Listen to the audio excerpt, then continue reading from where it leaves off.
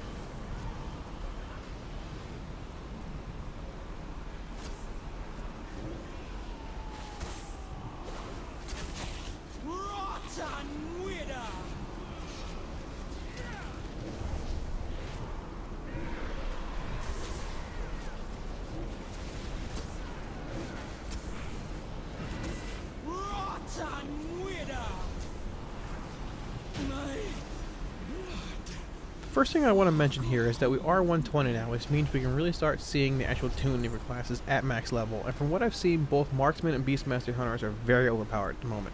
It seems almost every dungeon I've been in I've had at least one Hunter in it, and their power level has been consistent through all of them. As I mentioned here, our damage was pretty poor, but I already knew that and fully expected it to be with what we had to do during the fight. The breakdown here shows a familiar trend with there being melee as our number one source of damage, followed by Fell Firebolt and then a mix of Shadow Bolt, Demon Bolt, and Hand of Gul'dan depending on procs. Melee is not as dominant here as it was before when there was a problem with it being incorrectly reported, but it's still a large portion of our damage.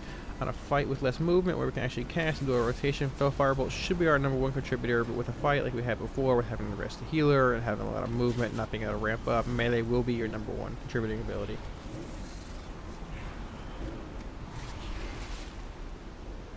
The second boss is Cragmaw, and he's a pretty simple encounter. You need to watch out for his charge ability, so clearing the room around him with trash is advised, as he can take up a large portion of the room with his charge. If somehow trash or ads do join the encounter, make sure to keep a good bit of room between yourself and the bats, as they have an AoE silence, but besides that he's mostly a single target encounter.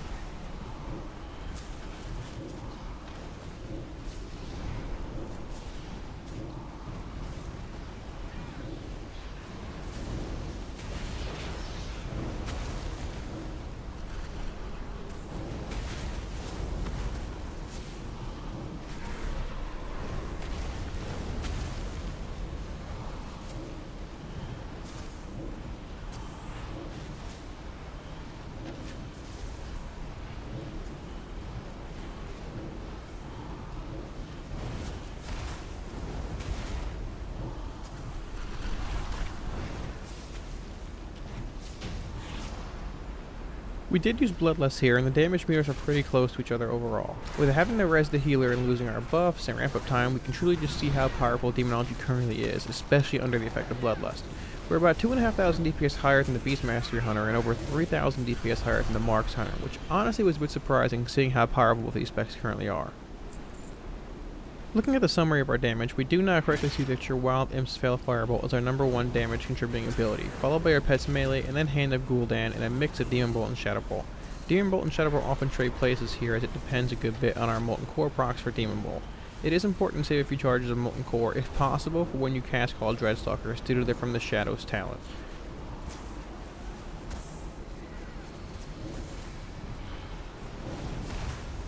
Sporecrawler Zansha is the third boss we encounter, and it's a bit of a DPS race. There are not a whole lot of mechanics we do need to watch out here for, but we do need to kill him simply before the room becomes filled with toxic mushrooms he places on the floor. If you get targeted by the upheaval ability, moving near the mushrooms will destroy them, as well as hopping a personal or defensive and running through them. You can absorb certain amounts of them, but they do hit pretty hard, so you need to be pretty careful with that.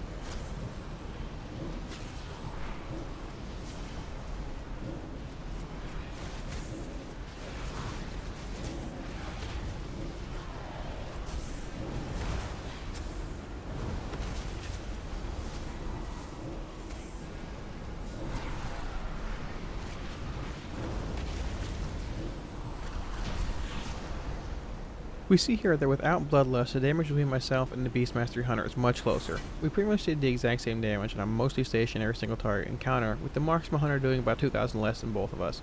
With both this fight and the last being mostly stationary, I think that it does a great job at showing how much Demonology still benefits from having large amounts of haste over other stats.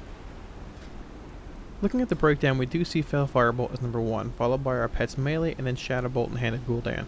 Demon Bolt is a bit lower here than previous encounter due to some Molten Core RNG, but that's going to happen just from fight to fight. We have 3 less casts of Demon Bolt here than on Kragmaw as well, which is something to make note of. The fight is a bit more RNG based than Kragmaw due to potentially being targeted by the upheaval ability, and if the fight does go on a bit longer and higher difficulties, then you will most likely have to clear certain mushroom patches with Unending Resolve, or an external which will lead to your Pet's Melee damage being a bit higher of a contributor.